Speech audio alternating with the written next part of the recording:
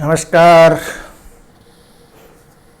दोया महाविद्यालय चूरू की BCom part 3 के सभी नियमित छात्रों का स्वागत है। प्रिय छात्रों,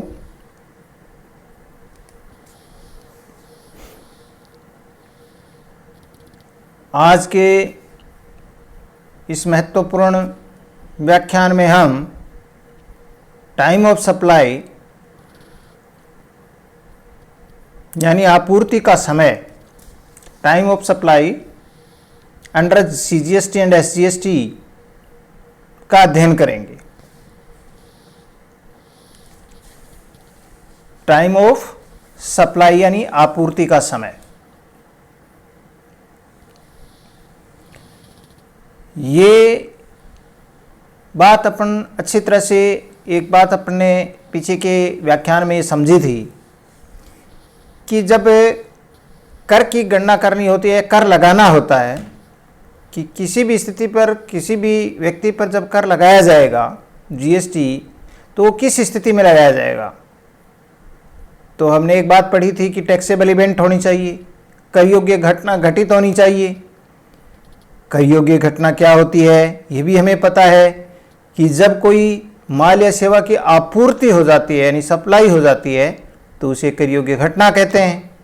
तो आप ये कह सकते हैं कि माल की सप्लाई हो गई या सेवा की सप्लाई हो गई तो कर लगा दो। अब प्रश्न उत्पन्न यहां यह होता है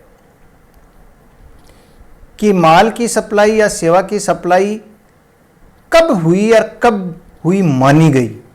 इंपॉर्टेंट बात हो गई ना, यानी टैक्सेबल इवेंट तो हो गई कि भाई ये इवेंट तो है। इवेंट क्या है कि माल की या सेवा की आपूर्ति इवेंट है, लेकिन ये इवेंट कब घटित हुई ये इंपॉर्टेंट है।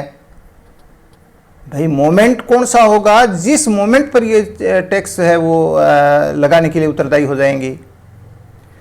तो ये महत्वपूर्ण वो point of time, that point of time when that events occur, when that event occurs, that point of time, वो हमें विशेष तौर से देखना है कि उस समय वो कौन सा है जबकि वो घटना घटित हुई, यानी आपूर्ति की घटना कब घटित हुई या हुई मानी गई।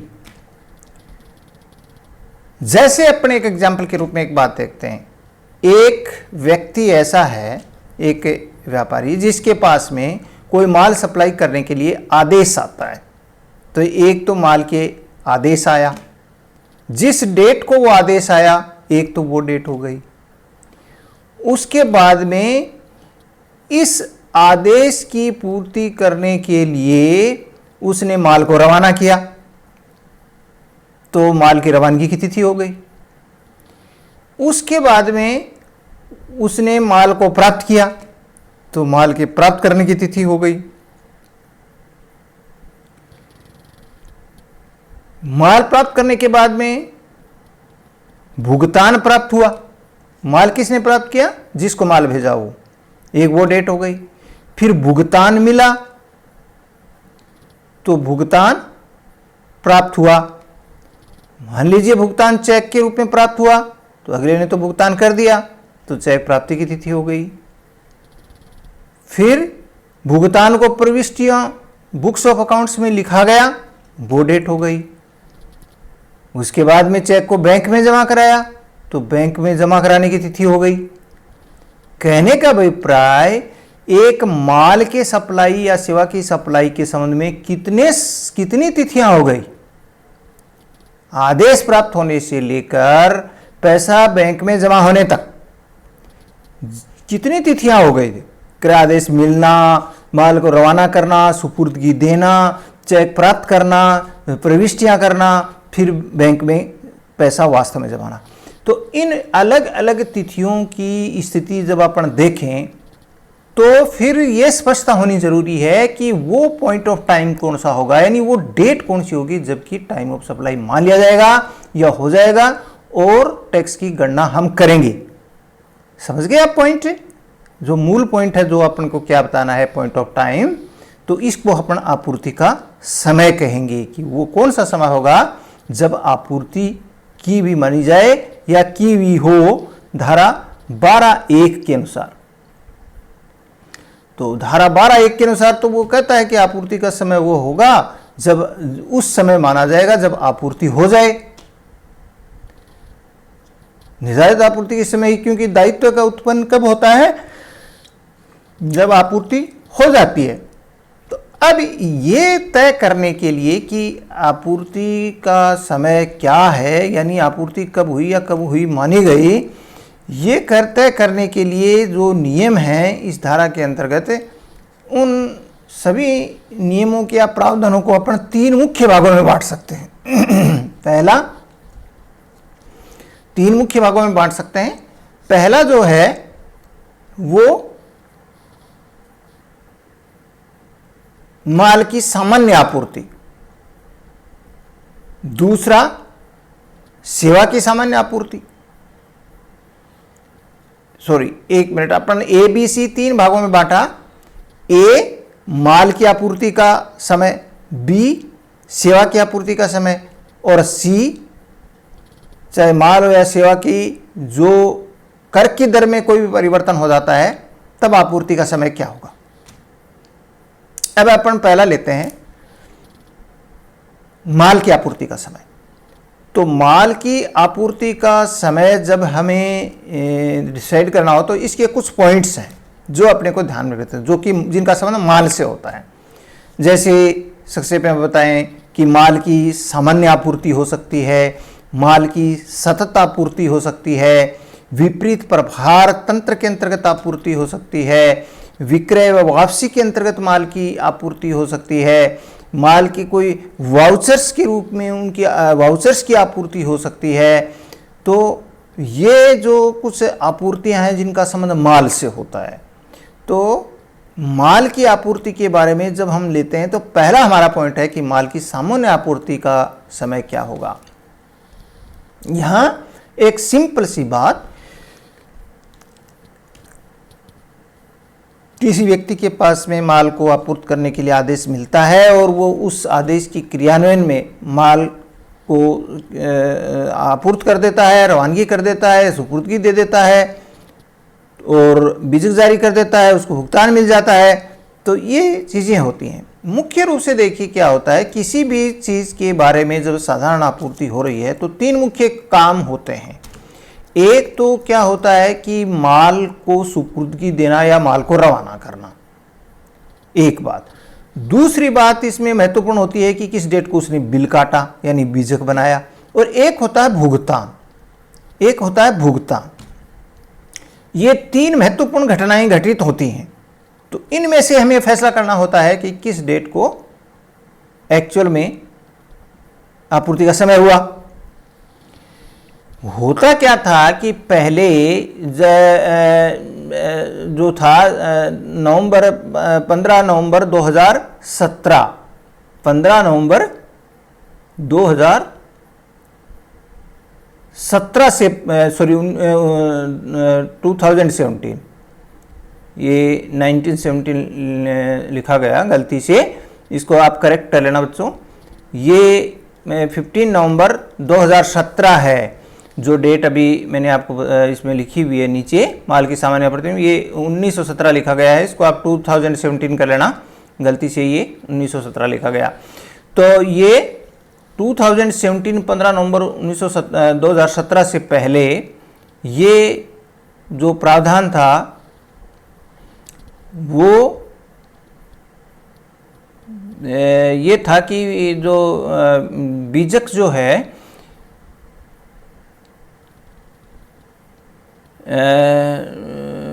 जो भुगतान है वो प्राप्ति की तिथि जो थी उसको कंसिडर किया जाता था। कहने का अभिप्राय ये हुआ कि मान लीजिए किसी को एडवांस में पेमेंट मिल गया और उसने बाकी बीजक जारी करना, माल को रवाना करना, सुपुर्दगी करना, ये सब काम बाद में होते हैं। तो जिस डेट को भुगतान मिलता था उस डेट को आपूर्ति का समय मान लिया जाता था और उस पर कर की गणना कर ली जाती थी। कहने का अभिप्राय अग्रिम भुगतान के ऊपर भी टैक्स की गणना कर ली जाती थी। लेकिन अब ऐसा नहीं है, इसलिए माल की सामान्य आपूर्ति की स्थिति में अग्रिम भुगतान को कंसीडर नहीं किया जाता। तो भुगतान संबंधी प्रावधान वैसे धारा केंद्र से हटाया नहीं गया है, लेकिन ये सामान्य माल की सामान्य आपूर्ति के बारे में जो भुगतान प्राप्त होता है अग्रिम, उस भुगतान के प्रावधान को एक बार यहाँ से हटा दिया गया है, उसका पालन करना जरूरी नहीं है। तो मुख्य रूप से क्या बात हुई, मुख्य रूप से बीजक जारी करने की तिथि, जिस डेट को बीजक जारी किया जाता है वो डेट एक तो, और दूसरी डेट जब माल अगले को सुपुर्द किया या रवाना हुआ, उनमें से कौन सी बात होती है। तो यहाँ पर दो खास बातें ये होती हैं कि जैसे इसमें कहा कि भाई एक तो बीजक जारी करने की तिथि और एक बीजक जारी करने की अंतिम तिथि, दो शब्द यहाँ यूज किए गए हैं। तो बीजक जारी करने की तिथि कोई भी डेट हो सकती है और बीजक जारी करने की अंतिम तिथि या नियत तिथि क्या होती है, इसमें आपको ध्यान करना है। यदि माल का गमन आवश्यक हो या माल गमन के दौरान हो, यानी माल को वहाँ से हटाना जरूरी है खुद के द्वारा, तो माल को रवाना करना जरूरी है, तो ऐसी स्थिति में जब माल रवानगी के दौरान हो या माल को हटाना आवश्यक हो या माल की रवानगी आवश्यक हो, तो ऐसी स्थिति में जब माल को रवाना किया जाएगा एक वो तिथि होगी, ठीक है। और यदि माल की रवानगी आवश्यक नहीं है तो सुपुर्दगी की तिथि जो है वो डेट देखी जाती है। तो वो डेट जो है उसको अपन बीजक की अंतिम तिथि का नाम देते हैं कि यानी तब तक बीजक जारी हो जाना चाहिए। तो बीजक जारी करने की तिथि और बीजक की अंतिम तिथि या जब तक बीजक जारी हो जाना चाहिए, तो इसको हम केवल इतना ही कह सकते हैं कि अगर आप अंतिम तिथि वाली बात नहीं कहें तो दो ही बातें हैं, एक तो बीजक जारी करने की तिथि और दूसरा है यदि माल रवानगी के दौरान हो या रवानगी आवश्यक हो तो माल के रवाना करने की तिथि। बस ये दो चीजें अपने को ध्यान में रखनी है। इसी प्रकार से यदि माल की रवानगी आवश्यक नहीं है या माल गमन में न हो तो ऐसी स्थिति में बीजक जारी करने की तिथि तो होगी और दूसरी माल की सुपुर्दगी की तिथि होगी। इन दोनों में से जो पहले हो तो वो क्या होगा, आपूर्ति का समय होगा, इन दोनों में से पहले। तो बातें तो दो ही हुई, बीजक जारी करने की तिथि और दूसरी माल की रवानगी की तिथि या माल की सुपुर्दगी की तिथि। भुगतान की तिथि को माल की सामान्य आपूर्ति में हम कंसीडर नहीं करते, ये इंपॉर्टेंट बात है, तो आप ध्यान रखना। मैं फिर आपको बता देता हूं, जैसे मैंने आपको नोट के रूप में लिखा है 15 नवंबर 1917, इसको आप 2017 कर लेना, इन गलती से 1917 लिखा गया है, इसमें इसको करेक्ट कर लेना। और ये बात जो है इम्पोर्टेंट, ये चूंकि संशोधन ये कर दिया गया था अग्रिम भुगतान के बारे में कोई भी। दूसरी बात इसके अंदर है माल की सतत आपूर्ति के बारे में।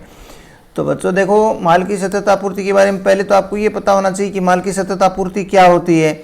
माल की सतत आपूर्ति का एक सीधा सा एग्जाम्पल वो होता है कि जब माल को एक लगातार या एक निश्चित समयांतराल के बाद में उसकी आपूर्ति की जाती है। नंबर 1, उसकी सतत आपूर्ति की क्या महत्वपूर्ण बातें होती हैं। पहली बात तो ये होती है कि वो किसी तार या किसी पाइपलाइन या किसी नाली के द्वारा उसकी सतत आपूर्ति या एक निश्चित समय के अंतराल के बाद में उसकी आपूर्ति की जाती है।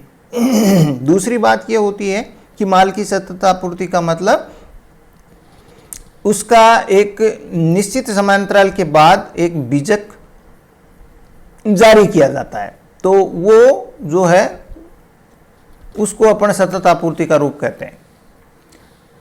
तो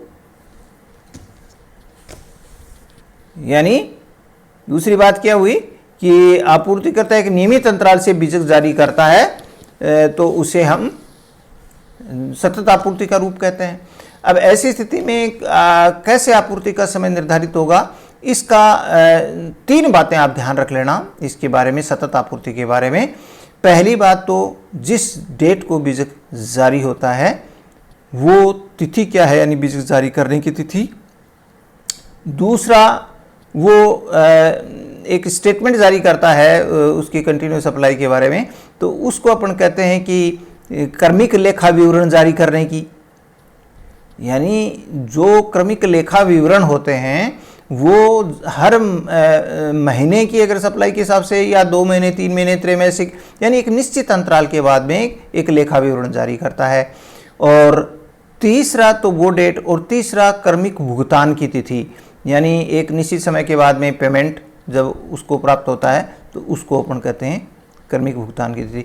तो इन तीनों में से जो पहले घटित होती है उसको हम आपूर्ति का समय मानते हैं सतत आपूर्ति के बारे में।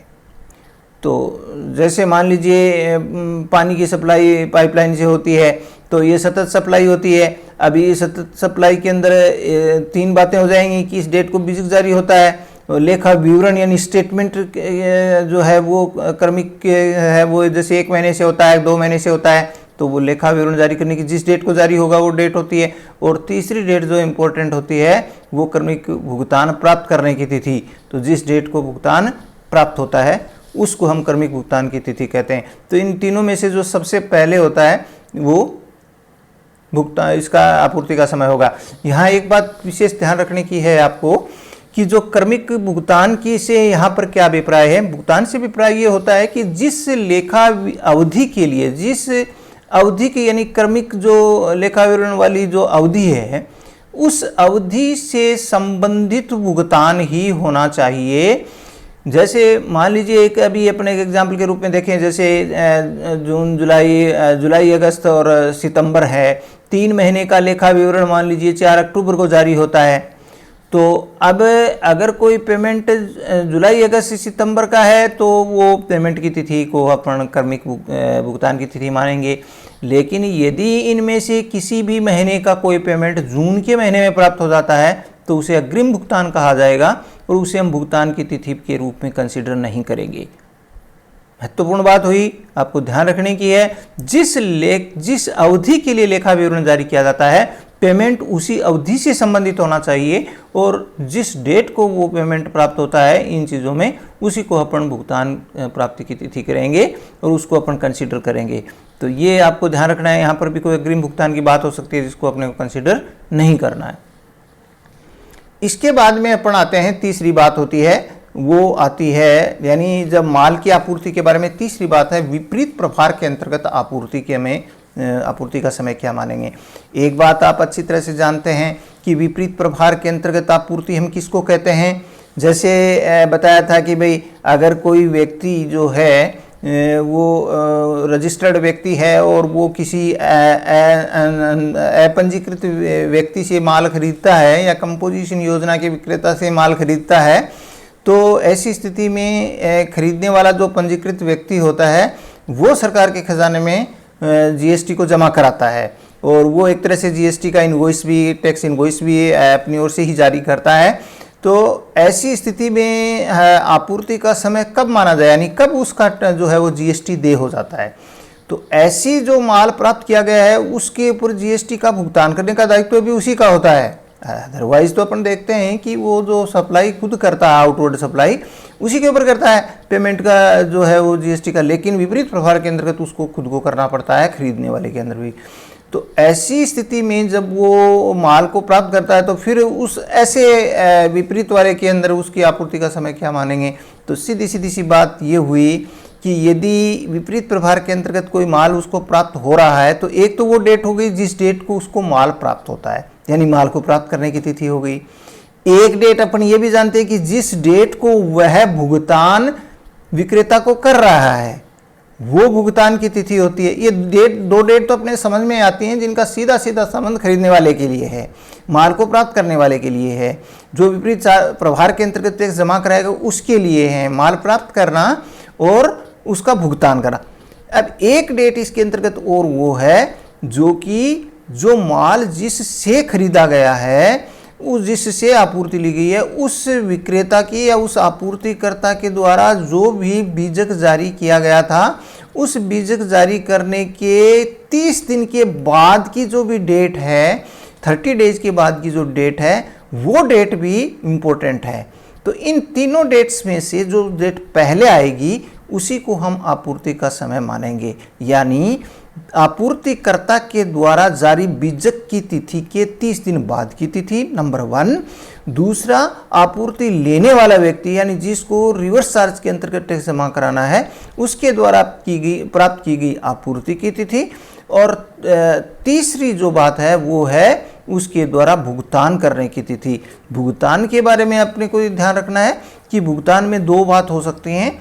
एक तो जिस डेट को भुगतान जो उसने किया उस डेट को जो लेखा पुस्तकों में प्रविष्टि की वो, और दूसरा उसने जो है वो बैंक में उसको चेक को जमा करवाया या बैंक में नाम लिखा गया, भुगतान करने के लिए बैंक में नाम लिखा जाएगा। तो पुस्तकों में प्रविष्टि और बैंक में नाम, इन दोनों में जो भी पहले हो उसको हम उस डेट को अपने को ध्यान में रखना है। तो ये तीनों बातें जो हैं, इन तीनों बातों में से जो सबसे पहली जो बात होगी वही प्राप्त जो है वो आपूर्ति का समय माना जाएगा। तो ये विपरीत प्रभार वाली बात ध्यान रखनी है, जिसमें दो में तो अपने को बात ही नहीं है, क्योंकि विपरीत प्रभार के अंदर जो आपूर्ति लेता है वो ई टैक्स जमा कराता है। तो आपूर्ति जिस डेट को ली गई और जिस डेट को उसने भुगतान किया, ये दो डेट तो इम्पोर्टेंट हो जाती हैं। अब बात आती है जिसने आपूर्ति की, उसने जब बीजक जारी किया था उसके बाद की 30 दिन के बाद की जो तिथि है वो भी कंसिडर करते हैं। तो इनमें सबसे पहले हो वही आपूर्ति का समय होगा। अब मान लीजिए विपरीत प्रभार के अंतर्गत ये जो तीनों बातें ही अगर नहीं पता लग पा रही हैं कि किस डेट को उसने सप्लाई किया, इसका कोई बीजक भी नहीं है, नंबर 1। दूसरी बात, आपूर्ति की प्राप्ति की डेट का भी मालूम नहीं है। तीसरी, भुगतान की तिथि का भी मालूम नहीं है। तो ऐसी स्थिति में जिस डेट को आपूर्तिकर्ता प्राप्तिकर्ता ने लेखा पुस्तकों में उस ट्रांजैक्शन को लिखा है, यानी आपूर्ति लेने वाले ने जिस डेट को उस लेखा व्यवहार की प्रविष्टि लेखा पुस्तकों में की है, वही डेट आपूर्ति का समय होगी। ये बातें अपने को ध्यान रखनी है। हो जाता है लगभग 3 से फैसला नहीं भी होता है इन तीनों से रिवर्स चार्ज के बारे में, तो फिर जो रेसिपिएंट के द्वारा जिस डेट को बुक्स ऑफ अकाउंट्स में एंट्री की गई वही डेट आपूर्ति का समय होगी। इसके बाद में 4th पॉइंट आता है सेल और रिटर्न, यानी विक्रय वापसी। तो ये विक्रय वापसी क्या चीज़ होती है? जब कोई आपूर्तिकर्ता इस शर्त पर माल किसी को भेजता है कि आप या तो इस माल को स्वीकार कर लेना या एक निश्चित समय के बाद में इसको वापस रिटर्न कर देना, तो ऐसी आपूर्ति को अपन क्या कहते हैं? सेल और रिटर्न, यानी विक्रय या वापसी की आपूर्ति कहते हैं। तो जब ऐसी विक्रय वापसी की आपूर्ति होती है, क्योंकि उसको इस शर्त पर ही माल भेजा जाता है कि या तो उस माल को एक्सेप्ट कर ले या एक निश्चित समय के बाद वापस को लौटा दें। तो एक तो बात ये हुई कि जिस डेट को उसने आपूर्ति की उस डेट को जो बीजक जारी किया गया है, एक डेट तो वो हो गई बीजक जारी करने की तिथि, यानी जिस डेट को आपूर्तिकर्ता ने बीजक जारी किया। दूसरी, जब उसने वो इस शर्त पर ही माल भेज रहा है कि आप आपूर्ति स्वीकार कर लो, तो उसके द्वारा यानी रेसिपिएंट के द्वारा, यानी माल को प्राप्तिकर्ता के द्वारा उसको स्वीकृति प्रदान की गई माल लेने की। तो एक डेट हो गई माल की स्वीकृति की तिथि। एक इसके अंदर चूंकि उसको वापस करने का टाइम होता है, तो वो भी टाइम कोई अनिश्चित काल का थोड़े होगा, उसको कहा जाएगा कि भाई 6 महीने के भीतर भीतर तुम वापस कर देना। तो यहाँ पर ये होता है कि जो माल को उसने रवाना किया है, उस माल की रवानगी के 6 माह बाद की जो भी डेट आएगी, एक डेट वो होती है। तो जब माल सेल्स रिटर्न वगैरह अपन जानते हैं कि 6 महीने का टाइम उसमें दिया जाता है, तो ऐसी स्थिति में उसको क्या किया जाएगा? 3 महत्वपूर्ण तिथियां हो गई जिनके बारे में आपको कंसिडर करना है। एक तो जब उसने माल को भेजा आपूर्ति किया तो बीजक काटा, तो बीजक की तिथि हो गई।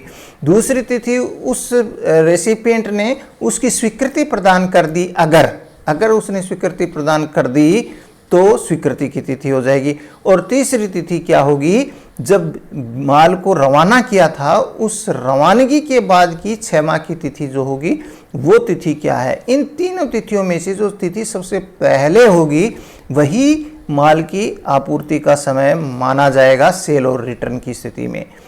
तो ऐसी स्थिति में भी अपने को ये नियम ध्यान में रखना है कि भाई कौन सी आपूर्ति। इसी प्रकार से 5वां इसमें है कि वाउचर्स की आपूर्ति का समय। वाउचर्स एक्चुअल में क्या होता है कि ये जैसे अपनी इसकी बात कही कि वाउचर्स क्या होता है? एक तरह से ये वो एक कूपन या ऐसे दस्तावेज होते हैं जो किसी माल या सेवा की आपूर्ति के प्रतिफल या आंशिक प्रतिफल के रूप में स्वीकार करने की बाध्यता के रूप में होते हैं, और जिन पर आपूर्तिकर्ता की पहचान निर्दिष्ट होती है। यानी ऐसे कूपन होते हैं जिन पर उस आपूर्ति करने वाला जिसने आपूर्ति की है कूपन की, उसकी पहचान उसके ऊपर निर्दिष्ट होती है। और ये वास्तव में कूपन जो जारी किए जाते हैं वो ऐसे कूपन होते हैं जो किसी कंपनी का, एक कंपनी का किसी दूसरी कंपनी के साथ कोई ट्रांजैक्शन चल रहा है मान लो, और एक कंपनी दूसरी कंपनी को कोई माल आपूर्ति करती है, तो ऐसी स्थिति में जो दूसरी कंपनी होती है वो मान लीजिए कैश के रूप में कुछ प्रतिफल दे दे या कुछ कूपन के रूप में वो सप्लाई कर सकती है। तो जो कूपन के रूप में या दस्तावेज के किसी रूप में या वाउचर के रूप में वो कुछ आपूर्ति दे सकती है। तो ऐसी आपूर्ति को हम वाउचर्स की आपूर्ति कहते हैं। ये आपूर्ति दो प्रकार की होती है, वो हो सकती है मुख्य रूप से जो कूपन वाली या वाउचर की आपूर्ति होती है।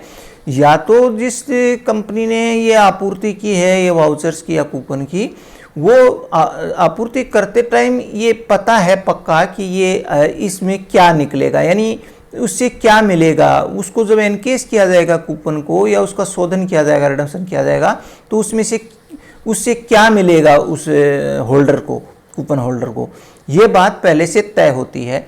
तो उसको हम कहते हैं कि आपूर्ति पहचानने योग्य है, आपूर्ति पहचानने योग्य है। तो ऐसी स्थिति हो सकती है। दूसरी ये हो सकती है कि वो कूपन एक जनरल ऐसा कूपन जारी कर दिया जिसके अंदर पर्टिकुलर ये पता नहीं कि उससे चीज़ कौन सी निकलेगी या कौन सी मिलेगी, तो वो पहचानने योग्य न होने वाले कूपन या दस्तावेज हो गया या वाउचर हो गया।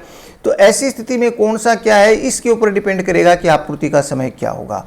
तो यहाँ क्लियर बात यह है कि यदि कूपन जब जारी किया या दस्तावेज जारी किया जिस कंपनी ने, उसकी पहचान उस कूपन के ऊपर है और ये पता है कि वो कूपन से क्या मिलेगा, यानी अगर वो पहचानने योग्य है इस प्रकार के वाउचर्स की आपूर्ति जो है, आपूर्ति होने वाली चीज़ का पहचानने योग्य है, तो ऐसी स्थिति में तो जिस डेट को उसने जो है वो कूपन जारी किए हैं वो डेट इसमें महत्वपूर्ण होती है। यानी जिस डेट को कूपन या वाउचर जारी किए गए थे उस डेट को आपूर्ति का समय माना जाएगा।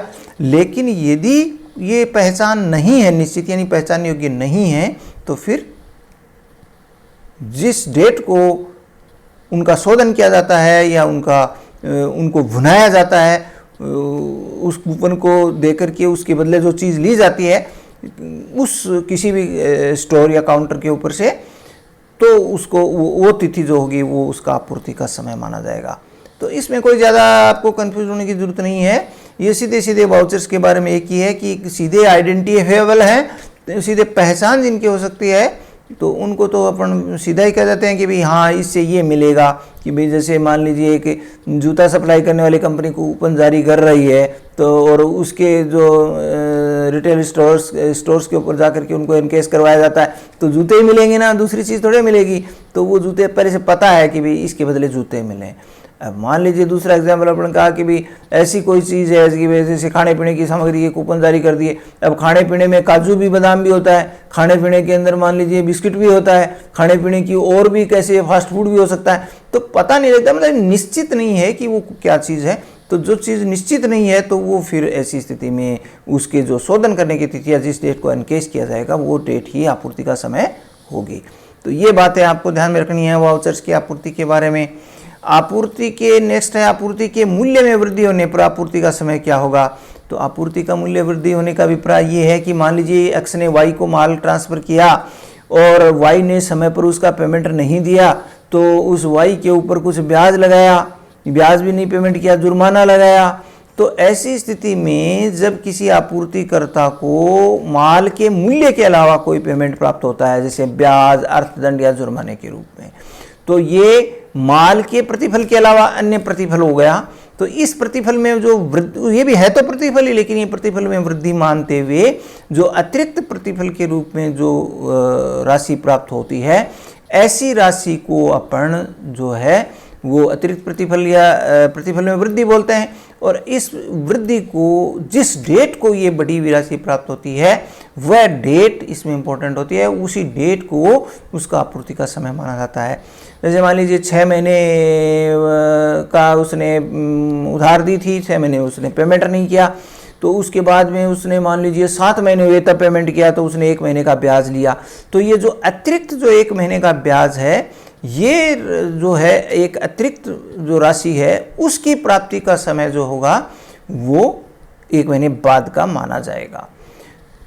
ये इम्पोर्टेंट बात है। तो ये अपने को ध्यान में रखना है, बढ़ी हुई जो है उसकी आपूर्ति के मूल्य में वृद्धि की स्थिति में। और लास्ट है, इन उपयुक्त 6 में से किसी भी तरीके से मान लीजिए ये फैसला नहीं होता कि आपूर्ति का समय क्या है, तो ये कहता है कि जिस डेट को सामयिक विवरणी जो है रिटर्न प्रस्तुत की जाती है उस व्यक्ति के द्वारा, उस विवरणी को प्रस्तुत करने की डेट आपूर्ति का समय मान लेंगे। यदि सामयिक विवरण या पीरियडिकल रिटर्न दायर नहीं की जाती हैं तो ऐसी स्थिति में जिस डेट को टैक्स जमा कराया जाता है, यानी कर के भुगतान की तिथि जो होती है, उसी को हम आपूर्ति का समय मानेंगे। यहाँ पर मूल्य के भुगतान की बात नहीं है, यहाँ कर के भुगतान की बात है। तो कर का भुगतान जिस डेट को किया जाता है उस डेट को आपूर्ति का समय मान लिया जाएगा। पीरियडिकल रिटर्न या टैक्स पेमेंट में से कोई सी भी डेट हो सकती है, लेकिन पहले पीरियडिकल रिटर्न देखी जाती है। अगर पीरियडिकल रिटर्न्स नहीं दायर की जाती हैं तो फिर कर के भुगतान की तिथि को जो है वो क्या मानेंगे, आपूर्ति का समय मानेंगे। तो ये जो महत्वपूर्ण कुछ बिंदु थे जिनको अपन ने यहाँ पर डिस्कस किया, तो ये सारी बातें कुल मिलाकर के हमने आज की इस व्याख्यान में माल की आपूर्ति के संबंध में जो विभिन्न स्थितियाँ थी, जो विभिन्न प्रावधान थे, उनमें आपूर्ति का समय क्या होगा अलग अलग, इसका अध्ययन अपन ने किया था। नेक्स्ट वाले जो व्याख्यान होगा उसमें अपन सेवा की आपूर्ति के बारे में देखेंगे और फिर अपन देखेंगे जो कर की दर में कोई परिवर्तन हो जाता है तो आपूर्ति का समय कैसे निर्धारित किया जाता है। इस प्रकार से इस चैप्टर को जो है वो पूरा 3 भागों में बंटा हुआ है जिसको अपन अध्ययन करेंगे। धन्यवाद बच्चों, आज के लिए इतना ही।